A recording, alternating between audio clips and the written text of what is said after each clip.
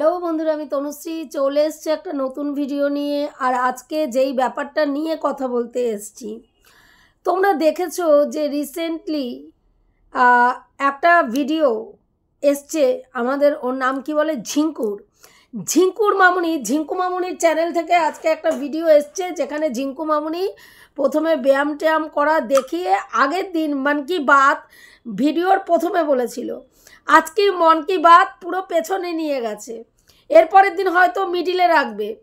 তো তার চ্যানেলটা গ্রো করার জন্য সে সব রকম চেষ্টা করছে, মন কি বাত বলা শুরু করেছে এবং সেখানে বলেছে তার বন্ধু আছে এবং বন্ধু থাকবে, কেন আপনারা আপত্তি করছেন এবং কেন আপনারা সেটা নিয়ে এত কথা বলছেন, এরকম টাইপের কথা বলেছে। এবং যথারীতি সেই কথাটা শোনার পরে আমাদের 63-র পেছন ফেটে হাতে চলে এসছে এবং 63 বসে গেছে ঝিঙ্কু মামুনিকে আবার শাসাতে। বলছে তোর বন্ধু যে মেয়েকে বন্ধু করতে পারে না, যে স্বামীকে বন্ধু করতে পারে না, নকছার মেয়ে ছেলে, চরিত্রহীন, সে এসছে তোর ভাইকে, মানে বেচুকে, পরপুরুষকে বন্ধু করতে। বন্ধু যদি করতে হয় মেয়েকে বন্ধু কর। তোর মেয়ের বয়সে মা বন্ধু, মানে মেয়ের বন্ধু খোঁজার বয়সে মা বন্ধুত্ব করে বেড়াচ্ছে। মানে 63। শোন, এখন বর্তমান সিচুয়েশনটা না সমাজের এই রকম খারাপ পরিস্থিতির মধ্যে দিয়েই যাচ্ছে। নিজের বউ ভালো লাগে না, বুঝতে পেরেছিস?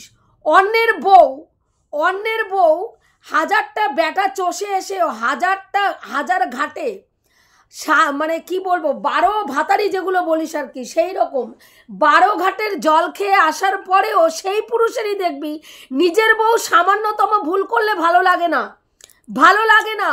হ্যাঁ, কিন্তু 12 ঘাটের জল খাওয়া মেয়ে ছেলেকে দেখলে চুলচুলানি, ফুলফুলানি, কুলকুলানি এমনভাবে উঠে যায় মাথায়, চচ্চর করে পারো দৌড় উঠে যায় মাথায়, যে তখন সেই 12 ভাতারিটাকেই দেখবি একেবারে দারুণ রম্বা, উর্বশী, মেনকা, কত কিছু মনে হয়। যেমন তোর ভাইয়ের অবস্থা হয়েছে, বউয়ের ক্ষেত্রে ফেলা থুতু চাটবো না। হ্যাঁ, কি করেছে বউ না, একজনের সঙ্গে মেসেজ করেছে, সে সেক্স মেসেজ করেছে, সেখানে রিপ্লাই দিয়েছে, হাঁ করে সম্মতি দিয়েছে, এই বউ নিয়ে আর ঘর করা যাবে না। আজকে দেখ তুই বলছিস হাজার জায়গায় কোথায় না মুখ মেরে বেরিয়েছে। সেই ঝিঙ্কু এসে বারবার দিদিদের মুখে জুতার বাড়ি মেরে বলছে, আমি বান্ধবী ছিলাম, আমি বান্ধবী আছি, আমি বান্ধবী থাকবো। তুই উত্তেজিত হচ্ছিস কেন ভাই? তোর ছেলের সঙ্গে তো বন্ধুত্ব করতে চায়নি, বন্ধুত্ব যাকে করেছে, যার সাথে বন্ধুত্ব করেছে তার পারমিশন নিয়েই এই কথাগুলো বলছে, বুঝতে পারছিস? ঝিঙ্কু যার সঙ্গে বন্ধুত্ব করেছে তার পারমিশন নিয়েই এসে ক্যামেরায় বকতে বসেছে। তুই এত উত্তেজিত হচ্ছিস কেন? তোর ছেলের সঙ্গে তো বন্ধুত্ব করতে চায়নি। তো আজকে তুই বলছিস যে এইরকম নচ্ছার, এইরকম বজ্জাত মেয়ে ছেলের কাছে যাওয়ার থেকে তার মায়ের কাছে বাচ্চা যাওয়া অনেক ভালো। আমরাও তো সেই কথাই বলছি। অথচ দেখ, প্রতিদিন ভাই নক্কর ছক্কর করে বাচ্চাটাকে সেই নিজের কাছে আটকে রাখতে চাইছে, বাচ্চা তার মায়ের কাছে দেবে না, এরকম পরিস্থিতি ক্রিয়েট হয়েছে। তারপরেও সেই বাচ্চাকে নিয়ে এখনো নক্কর ছক্কর করে যাচ্ছে। তা ভাইকে বোঝা যে এইরম মহিলার কাছে বাচ্চাকে যাওয়ার থেকে বাচ্চার নিজের মায়ের কাছে যাওয়া অনেক ভালো। যেটা আমরা বলেছিলাম, অন্তত মা তার গর্ভজাত সন্তানকে অবহেলা করবে না। যদি সেকেন্ড ম্যারেজ চিনা করেও তবুও তার বাচ্চাকে সে বুকে আগলে রাখবে, কারণ সে দিনের শেষে গিয়ে মা। বুঝতে পেরেছিস? তাও আমি বলবো, এখনও তুই বলছিস এরা যা শুরু করেছে নটঙ্কিবাজি, এমনও হতে পারে যে দেখা গেল যে বেচু আর চিনার মধ্যে আবার পুনরায় মিল হয়ে গিয়ে সংসার করছে। দেখতেই পারি আমরা, অবিশ্বাসের কিচ্ছু নেই। এই ওয়াইটির দৌলতে যে কোনো রকম জিনিস যে কোনো সময় ঘটতে পারে। কেন বলছি? তুই বলছিস যে দেখো, আজকে চিনা বেচুর ভিডিও পুঙ্খানুপুঙ্খ দেখে, কি করে ও বুঝলো 63 কি করে বুঝলো চীনা ভিডিও দেখে? কারণ চীনা বলেছে আজকের ভিডিওতে, কদিন আগে বেচু ক্ষমা চেয়েছিল ভিডিওতে। হ্যাঁ, আজকে চীনা এসে চীনার থাম্বনেলে ক্লিকবেট খেলে চীনাও বলেছে আমিও তোমাদের কাছে ক্ষমা চাইছি, আমিও। তার মানে বেচু ক্ষমা চেয়েছে, সেই কারণে ও একটা ক্লিকবেট খেলে ও ক্ষমা চাইছে বলে একটা ভিডিও করলো। তার মানে ও স্বামীকে পুরো কপি করে এবং স্বামীকে কপি করেই ভিডিও করে। দেখ, দিনের শেষে গিয়ে তারা দুজন ব্লগার, তারা দুজনেই সমালোচনা ছড়ে কন্ট্রোভার্সি ক্রিয়েটারদেরকে কন্টেন্ট দেয়। সেই জায়গায় দাঁড়িয়ে চীনা ভালো করে জানে যে কোন জায়গায় কি থাম্বনেলে কোনখানে ক্লিকবেট খেললে আমার ভিডিওটাতে ভিউজ গেন হবে, আমার ভিডিওটাতে মানুষ এসে হুমড়ি খেয়ে পড়বে। তাই বোধহয় আজকে এই রকম একটা থাম্বনেল দিয়েছে। এবার তুই বলছিস এদের এই রকম পরিস্থিতি যে দুজনের মধ্যে এত মিল খুঁজে পাওয়া যাচ্ছে, হঠাৎ করে আবার এমন না হয় যে ওরা দুজন মিল হয়ে যায়। যদি হয় ঈশ্বরকে ধন্যবাদ জানাবি, ঈশ্বরের অসীম কৃপা জানবি ওই বাচ্চাটার মাথার ওপরে, যেই বাচ্চাটা আজকে অনাথ হতে হতে আবার তার বাবা মার ভালোবাসা ফিরে পাবে, আবার সে আগের মতন তার বাবাকে এবং মাকে একই সঙ্গে একই ছাদের তলায় পাবে। যদি সেটা হয়, এর থেকে ভালো কিছু হতে পারে না। কিন্তু বর্তমান সিচুয়েশন যেইভাবে মানে জটিল থেকে জটিলতর হয়েছে, কাদা ছোড়াছড়ি যেইভাবে বেচুর তরফ থেকে হয়েছে, সেই জায়গায় দাঁড়িয়ে চীনার দিক থেকে এই সম্ভাবনা ভীষণ কম। সেখানে চীনার কমেন্ট বক্সে কেউ গিয়ে লিখেছে চীনাকে যে তুমি ল্যাটাকে ডিজার্ভ করো না, তুমি আরও বড় কিছু ডিজার্ভ করো। সেখানে তুই সঙ্গে সঙ্গে তোর নোংরা প্রবৃত্তি নিয়ে, নোংরা নাকটা নিয়ে ঢুকিয়ে গিয়ে বললি হ্যাঁ ও চীনাকে একদম ডিজার্ভ, ও মানে ল্যাটাকে ডিজার্ভ করে না, ও এখন শোল, বোয়াল, মৃগেল, কাতলা, হ্যাঁ রাঘব বোয়াল, এইগুলোকে ও এখন কি করে ডিজার্ভ করে। মানে তোর নোংরা মানসিকতা তোর সর্ব জায়গায় প্রকাশ করতেই হবে, নালে তোর ভিডিও চলবে না, বললাম না চলবে না। এবার ঝিঙ্কুর থেকে চীনা থেকে তুই চলে আসলি যে ওয়াইটিতে কি যে সব হচ্ছে, কত পরিমাণ নাটকবাজি, এই যে ভিউজের জন্য কি পরিমাণ নাটক, এই আবার ওর নাম কি বলে শিল্পীদি নাটক করতে বসে গেছে। দেখ, মানুষের পরিস্থিতি ওপর থেকে একটা ভিডিওর মাধ্যমে দেখে তুই কোনোদিনও রিয়ালাইজ করতে পারবি না যতক্ষণ তোর অন্তর আত্মা থেকে তার পরিস্থিতিটা বোঝার চেষ্টা না করবি, যতক্ষণ তার জায়গায় নিজেকে না বসাবি, ততক্ষণ তার পরিস্থিতি রিয়ালাইজ করা তোর পক্ষে সম্ভব নয়। কোনো মানুষ দূর থেকে আরেকটা মানুষকে অ্যানালাইসিস করে তার পরিস্থিতি বোঝা সম্ভব নয়। আজকে তোদের অনেকের মুখেই শুনতে পাচ্ছি যে শিল্পীদি নিজের ভিউজ গেন করার জন্য এইগুলো করছে, নিজের চ্যানেলটা, ব্লগিং চ্যানেলটাকে দাঁড় করানোর জন্য এগুলো করছে। আমি যতদূর দেখেছি শিল্পীদিকে, যে শিল্পীদি যথেষ্ট ভালো সমালোচনা করে এবং তার যে ভিউজ হয় সেই ভিউজ থেকে মাসে মাসে সে একটা ইনকাম আর্ন করে, মাসে প্রতি মাসে সে একটা পেমেন্ট পায় তার যা ভিউজ হয় সমালোচনার চ্যানেলে। কিন্তু তার পরিবারে তার ইউটিউব চ্যানেল নিয়ে কিছু সমস্যা হয়েছে, তার হাজব্যান্ড হয়তো তার এই কাজ করাটা পছন্দ করে না, কারণ হয়তো সে চায় তার বউকে ডমিনেট করতে, তার বউ তার পায়ের তলায় পড়ে থাক, ইনকাম না করুক, মানে 5 পয়সার জন্য তার স্বামীর কাছে হাত পাতুক, এটা হয়তো তার স্বামী চায়। তুই কি করে বুঝলি যে এটা নাটক করছে? কি করে বুঝলি? বলতে খুব মজা লাগে।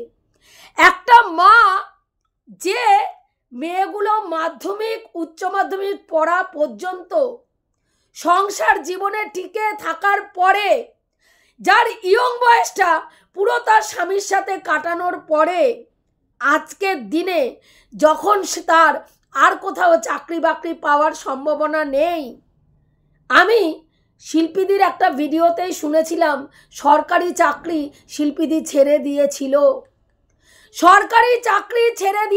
শিল্পীদি।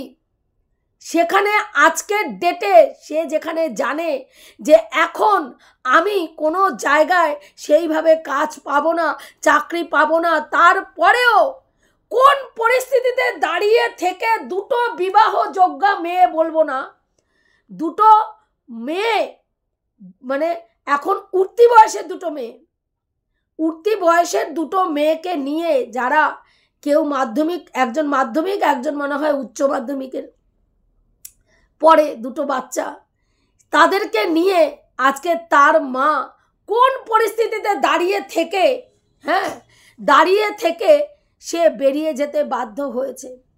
আজকে যদি তার স্বামীর সাথে সব ঠিক থাকতো, যদি তোদের মনে হচ্ছে যে নাটক, তাহলে তোদের কি মনে হয় যে শিল্পীদের হাজব্যান্ডের যেই কন্ডিশন, সেই জায়গায় দাঁড়িয়ে শিল্পীদের যদি তার স্বামীর থেকে সমস্ত কিছু পরিপূর্ণ পায়, তাহলে সেই জায়গায় তার চ্যানেলটার জন্য তাকে এতটা নিচে নামতে হবে? সে একটা ঘর ভাড়া নিয়েছে, সেটা নিয়ে তোরা ব্যঙ্গ বিদ্রুপ করা শুরু করে দিলি যে ঘর ভাড়া কি করে নিল।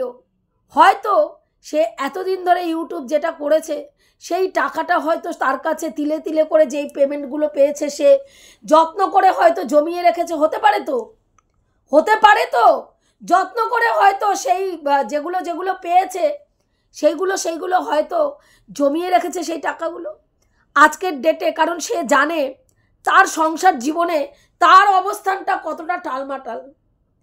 একটা মেয়ে না, জানিস তো, বলতে খুব সুবিধা হয়, তোদের মতো নচ্চার মেয়ে ছেলেরা খুব সহজে বলতে পারিস যে নাটক করছে। একটা মেয়ে না মাঝরাত্রিরে উঠে নাটক মারানোর জন্য ভিডিও করতে পারে না, নিজের খালি বিছনা দেখিয়ে ভিডিও করতে পারে না। সে বারবার বলেছে কি হয়েছে আমার কাছে জানতে চেও না, আমি বলতে পারবো না। কারণ শিল্পীদের বর একটা সরকারি চাকরি করে, শিল্পীদের ভালো করে জানে সরকারি চাকরির ক্ষেত্রে কি কি জিনিস দেখা হয়। চারিত্রিক কোনো রকম যদি কিছু থাকে বা কিছু ধরা পড়ে কি বা কিছু জানা যায়, সেই ক্ষেত্রে তার হাজব্যান্ড রেলের একটা উচ্চ পদস্থ কর্মচারী, যে কোনো সময় তার চাকরিটা চলে যেতে পারে। সেই কারণের জন্যই সে আজকে সোশ্যাল মিডিয়ায় এসে মুখ খুলতে পারছে না। সে বলেছে তোমরা যদি আমি যেরকম ব্লগিং দেখাবো সেটা যদি দেখো তাহলে তোমরা আমার ভিডিও দেখো, কিন্তু যদি কি হয়েছে জানতে চাও সেক্ষেত্রে আমি তোমাদের বলতে পারবো না, আমার চ্যানেলটাকে বন্ধ করে দিতে হবে, ইউটিউব থেকে আমাকে চলে যেতে হবে। তোর কি মনে হয় একটা মা দুটো মেয়েকে নিয়ে নিশ্চিত ভবিষ্যৎ অনিশ্চিত ভবিষ্যতের দিকে এমনি এমনি বেরিয়ে যেতে পারে শুধুমাত্র নাটক করার জন্য? শুধুমাত্র নাটক করার জন্য এই বয়সে, তাও শিল্পীদের মতন ভদ্র সভ্য আল্ট্রা মডার্ন নয় এরকম একজন মানুষ বেরিয়ে যেতে পারে শুধু ভিউজ গেন করার জন্য? কি করে বলিস রে তোরা, কি করে বলিস? মানুষকে দেখ, একটা মানুষকে দেখছিস এতদিন ধরে সমালোচনা জগতে সে কাজ করছে, তুই পছন্দ নাই করতে পারিস, সেটা তোর সমস্যা, তুই পছন্দ নাই করতে পারিস। সেই কারণের জন্য সেই মানুষটাকে ব্লেম দেওয়ার আগে কোনো কিছু জানার বোঝার প্রয়োজন নেই, মস্তিষ্ক খাটানোর প্রয়োজন নেই। টুনি দিদাকেও দেখলাম একজন বয়স্ক মানুষ, যার নিজের ঘরে একটি ডিভোর্সি মেয়ে রয়েছে, তারপরেও তার এতটুকু বিবেক উদয় হলো না, এতটুকু তার মধ্যে সহানুভূতি দেখলাম না। সে পট করে ক্যামেরা খুলে বলে ফেললো যে শিল্পী নাটক করছে। শিল্পীর জীবনে এরকম কিচ্ছু ঘটেনি, আমার ফোন ধরেছিল, ক্যাজুয়াল কথা বলেছে, তারপর থেকে আর ফোন ধরেনি, ও নাটক করছে, ও না ভিউজের জন্য এইসব করছে। কত ভিউজ বলুন তো হবে? একটা সমালোচনার চ্যানেলে 5000 সাবস্ক্রাইবারের একটা ভিডিওতে চ্যানেলে কত ভিউজ হতে পারে? সেখান থেকে যা টাকা ইনকাম করবে দুটো মেয়েকে নিয়ে বহাল তবিয়েতে একদম ভালোভাবে সুস্থ স্বাভাবিক জীবনযাত্রা পালন করতে পারবে যেই মেয়েটা তার বাড়িতে, হ্যাঁ, 3 পদ 4 পদ দিয়ে তার সন্তানদের মুখে ভাত তুলে দিয়েছে, সেই মা পোড়া ভাত তার সন্তানের মুখে তুলে দিতে হচ্ছে। কতটা অসহায় পরিস্থিতিতে পড়লে একটা মেয়ে সিঙ্গেল মাদার থাকার ডিসিশন নেয়। যাদের জীবনে এরকম পরিস্থিতির সম্মুখীন না হয়েছেন বা এরকম ঘটনা চোখের সামনে না দেখেছেন, তাদের পক্ষে রিয়ালাইজ করা সম্ভব না। বহুবার বলেছি।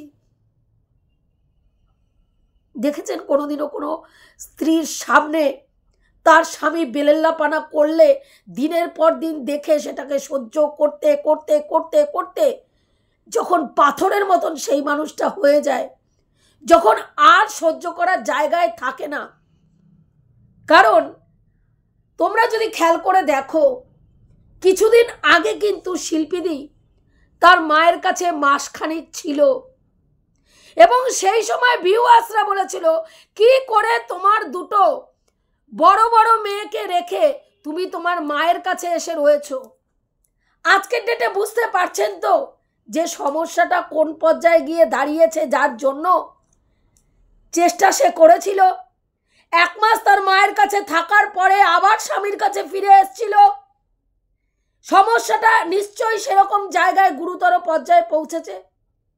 সেখানে দাঁড়িয়ে অনেকেই বলছেন, কালকে আমি জাস্টকেও দেখলাম, বলছে বাচ্চাদের জীবনটা ভবিষ্যৎটা নষ্ট করো না, তুমি বেরিয়ে গেছো, তোমার বাচ্চাদের ভালো থাকার অধিকার আছে।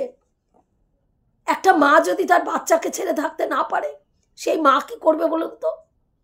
কি করবে? আমরা মেয়েরা বেশিরভাগ ক্ষেত্রে সেই জায়গাটাই আটকে যাই। আর সেই জায়গাটাতেই আমাদের মানে কি বলবো, প্রত্যেকটা স্বামী তার বউকে ইউটিলাইজ করে, জানে এ বাচ্চা ছেড়ে যেতে পারবে না, বাচ্চার ভরণ পোষণের দায়িত্ব নিতে পারবে না। নিজের পেটের ভাতটা হয়তো জোগাড় করে নিতে পারবে, বাচ্চার ভরণ পোষণ করতে পারবে না, বাচ্চার দায়িত্ব নিতে পারবে না। সেই মায়ের যদি বাচ্চার প্রতি ভালোবাসা থাকে, তাহলে সেই মাকে ওরকম লাথি ঝাঁটা খেয়ে পা মোছার চট হয়ে শ্বশুর বাড়িতে পড়ে থেকে স্বামীর বেলেল্লাপানা দিনের পর দিন দেখতে হবে। আজকে দূর থেকে হলেও এটুকু রিয়ালাইজ করতে পারছি, শিল্পীদের জায়গায় নিজেকে বসিয়ে রেখে নিশ্চয়ই সেরকম কোনো পরিস্থিতি হয়েছে যেই কারণের জন্য আর অ্যাডজাস্ট করার জায়গাটা পায়নি, আজকে বাধ্য হয়ে দুটো বাচ্চাকে নিয়ে রাস্তায় বেরিয়ে এসছে। বলাটা খুব সোজা। নাটক করছো, দুটো বাচ্চার জীবন নষ্ট করে নাটক করছো, চলে যাও। একজন জ্ঞান দিচ্ছেন, আমাদের ওয়াইটির দিদি জ্ঞান দিচ্ছেন, আরে ইগনোর করতে শেখো। ভাববে বাড়ির চোখের সামনে, আমার চোখের সামনে কোনো মানুষই নেই, আমার চোখের সামনে কোনো মানুষই নেই। সবার হাজবেন্ড এই দিদির হাজবেন্ডের মতন হয় না যে চোখের সামনে মানুষই নেই ভাববে আর সে বহাল তবিয়েতে সেটা মেনে নেবে। অনেক স্বামীরা মারধর পর্যন্ত করেন অনেক স্ত্রীকে। এতটা সোজা নয়। আজকে উনি স্বামীকে একই বাড়ির ছাদের তলায়, স্বামী স্বামীর মতন আছেন, উনি ওনার মতন আছেন। কখনো ওনার কাজের লোকদের বলে দিচ্ছে, এই দাদাকে জলটা দিয়ে আসো, এই দাদাকে ভাতটা দিয়ে আসো, এই তো মেয়েকে বলছেন এই বাবাকে এটা দিয়ে আয়, এই বাবার জন্য ওটা কর। তার দিন কেটে যাচ্ছে, সে আলাদা রুমে অন্য পুরুষের চিন্তায় বিভোর হয়ে মগ্ন হয়ে ফোনে কথা বলে দিন কাটিয়ে দিচ্ছে। আর তার স্বামী দেবতাটি অন্য রুমে তার মতন জীবন কাটিয়ে যাচ্ছে। সে যখন এই বাড়িটাতে থাকতে অস্বস্তি বোধ করছে, দম বন্ধ হয়ে আসছে, তখন সে আউটিংয়ে তার কাজলদানিকে নিয়ে কাজল ঘষতে চলে যাচ্ছে। সবার জীবন তো এরকম হয় না, সবার জীবন এরকম হয় না, সবাই এরকম উশৃঙ্খল লাইফ লিডও করতে পারে না। সেখানে দাঁড়িয়ে শিল্পীদের কাছে হয়তো মনে হয়েছে বাকি জীবনটা যে কদিন বাঁচবো একটু সম্মানের সাথে বাঁচি। কতটা ভয়ঙ্কর পরিস্থিতি হয়েছে, কোন পরিস্থিতিতে দাঁড়িয়ে আজকে শিল্পীদের এই সিদ্ধান্ত নিয়েছে আমরা জানি না, কিন্তু আন্দাজ করতে পারি যে সেমন কোনো পরিস্থিতি না হলে দুটো মেয়েকে নিয়ে মা দুটো মেয়ের হাত ধরে বেরিয়ে আসতে গেলে 100 বার নয় 1000 বার একটি মা ভাববেন। সেই 1000 বার ভাবার পরে যে মা এই ডিসিশনটা নিয়েছে, সেই মা কতটা খারাপ পরিস্থিতিতে থাকলে এই ডিসিশনটা নিতে পারে, এটা ভাবছি, এটা অনুভব করছি। কারণ শিল্পীদি প্রথম যেই ভিডিওটা দিয়েছিল না, 6 মিনিটের একটা ভিডিও, মুখটা শুধু শিল্পীদি দেখবেন যারা বলছেন নাটক করেছে না, মুখটা কাইন্ডলি একটু দেখবেন যে একটা মানুষ অনেকক্ষণ কাঁদার পরে ক্যামেরা খুললে তার মুখের পরিস্থিতি যেমন হয়, শিল্পীদের মুখটা সেদিনকে সেই রকম ছিল। এবার চলে আসি, কি বললি তুই, এবার তুই চলে আসলি সুতপার ক্ষেত্রে। মারিয়া এতটাই নোংরা, হ্যাঁ এতটাই, মানে মারিয়া নোংরা মেন্টালিটির এবং বজ্জাত। সেখানে ওর কমেন্ট বক্সে, মারুর কমেন্ট বক্সে কেউ একজন কমেন্ট করেছে সুতপাকে রেড লাইট এরিয়ার মাল মনে হচ্ছে সুতপার সাজগোজ দেখে। দেখ, সাজগোজটা প্রত্যেকটা মানুষ তার রুচি অনুযায়ী সাজে। তুই যেরকম সাজিস আমার পছন্দ না হতে পারে, আমি যেরকম সাজি তোদের পছন্দ হতে নাই পারে। অনেক মানুষ তো এরকমও হয়েছে, আমি দেখেছি আমার ওয়াইটি জগতে, নাইটি পরে বসে, প্লেন নাইটি পরে বসে ভিডিও করেছি, সেখানেও এসে আমার সাজ নিয়ে একটা কমেন্ট করে গেছে। তো তাদের সাজ সম্বন্ধে কোনো কনসেপ্ট নেই। তারা সাজ বলতে যেটা বোঝে হয়তো আমি সেটা বুঝি না। আমার যেই রকম সাজতে ভালোবাসে তারা হয়তো আমার সেই সাজটা সম্বন্ধে বোঝেই না, বা তারা ভালোই বাসে না। সেটা তাদের সমস্যা, আমার সমস্যা নয়, আমার সমস্যা নয়। আর রেড লাইট এরিয়ার কথা যদি বলিস, এই ওয়াইটিতে আমরা দেখেছি যেই ভিউয়ার্সরা যেই কন্টেন্ট ক্রিয়েটারকে পছন্দ করে না, তাদের সবাইকে দেখলেই রেড লাইট এরিয়ার মাল মনে হয়। যেমন তোর সুতপার প্রত্যেকটা ভিউয়ার্সকে রেড লাইট এরিয়ার মাল মনে হয়। সুতপার প্রত্যেকটা বয়স্ক থেকে বয়স্ক ভিউয়ার্সকেও, হ্যাঁ, রেড লাইট এরিয়া থেকে উঠে আসা স্বামী পরিত্যক্তা পরকীয়ায় রত মহিলা মনে হয়।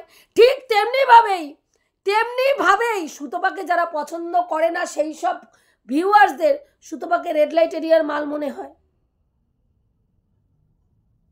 তুই সেটাকে হাইলাইট করে তোর চ্যানেলে তুলে ধরে সেই কমেন্টটাকে তুলে ধরে তুই বোঝাতে চাইলি। সেখানে আবার মারু লাভ রিয়াক্ট দিয়েছে যে মারুও জানে যে সুতপাকে দেখে রেড লাইট এরিয়ারই মাল মনে হচ্ছে। দেখ, তোরা মানুষকে ছোট করার জন্য কোন লেভেলে গিয়ে নোংরামি করতে পারিস। আমি শুধু ভাবি তুই তোর থোবড়াটা আয়না দিয়ে দেখিস, একটা বারের জন্য তোর থোবড়াটা তুই আয়না দিয়ে দেখিস, বিশ্বাস কর একদম, মানে কি বলবো, তুই যখন ভিডিও করতে বসিস না, তোকে দেখে মনে হয় একটা পাগলি বেটিকে কেউ এনে, উর্মাদকে এনে, হ্যাঁ, একটা পাগলি বেটিকে এনে ছেড়ে দিয়েছে ক্যামেরার সামনে বসে, নে কিছু বক। যেমনি তোর চুলের অবস্থা, চুলগুলোকে পর্যন্ত, ওই কয়টা চুল, হাতে গোনা ওই কয়টা চুল, সেটাও তুই আছড়ে বসতে পারিস না। একবার এইরম, একবার এইরম, একবার এইরম, একবার এরম, ওই দুই গাছ নিয়ে এইরম মারাতে থাকিস। চোখগুলো তো মনে হচ্ছে ঠিকরে বেরিয়ে আসছে। তারপরে তোর ওই দাঁত, এত সৌন্দর্যপূর্ণ মূলার দাঁত খুলেছিস, যে মূলার দাঁতের বিকশিত মূলার দাঁত তোর, সেই মূলার দাঁতের বিকাশ সেগুলো দেখাস। তারপরে তোর ওই ঠোঁটের বাহার, তারপরে ওই কদর্য মুখের অঙ্গিভঙ্গি, তারপরে মুখের থেকে গাটার।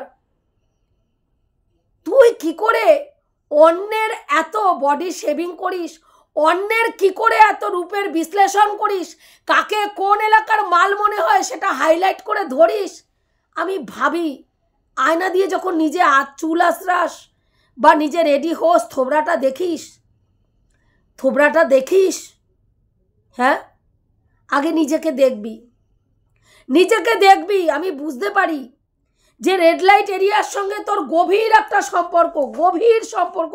প্রত্যেকটা ভিডিওতে রেড লাইট সংক্রান্ত কথা, রেড লাইট এরিয়া নিয়ে কথা তোর থাকবেই থাকবে, কারণ জন্মসূত্রে ওই এলাকার সঙ্গে হ্যাঁ তোর একটা যোগাযোগ রয়েছে।